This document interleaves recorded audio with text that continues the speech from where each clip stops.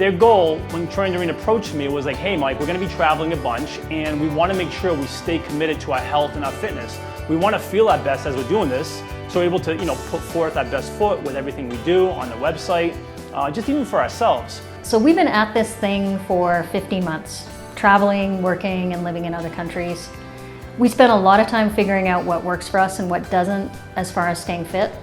Mike has been a great help at ensuring we can work through these challenges. Whenever I create a program for anyone who's location independent, there's three things that come to mind. It's what's the goal?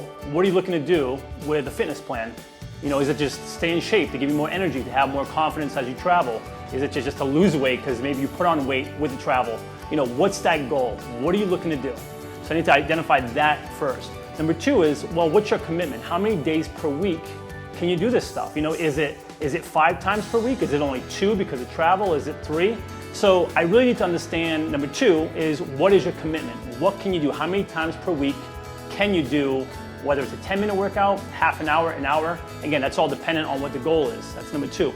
And then number 3 is what resources do you have available to you wherever you are in the world, when you're traveling? Do you have a gym? Do you have a track nearby? Do you have a park that has monkey bars? Speaking of monkey bars, there's these tools that actually I love because Troy and Doreen have used them, and I've created a workout routine specifically using these guys, and it's so easy to use because you can take them anywhere. Literally, you can go to a park, which they do, wrap them around a tree, and all of a sudden you have a full plan to work out from A to Z. All your muscle groups, cardio you can just use just doing jumping jacks and burpees, but those are the 3 things that go into a plan. And again, it doesn't have to be long. That's the misconception we always get into, right? That it has to be long, it has to be an hour, if not longer. Absolutely nonsense. It can be a 15-minute workout, awesome workout, you can get a hell of a workout.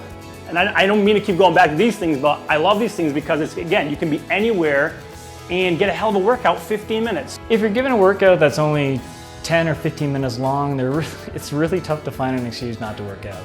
I've tried.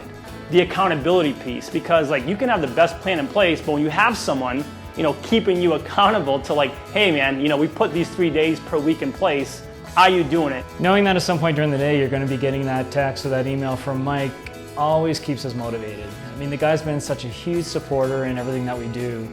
There's part of me that just doesn't want to let the guy down, so it forces you to get your ass in gear and work out. And that's kind of how we've been able to work so well together. It's because, hey, here's your plan. I know you can do it because you have the tools and resources to get it done. Are you doing it? And that's where a lot of value comes in too, is that whole accountability piece. So that's really the gist of what I get into whenever I'm creating a plan.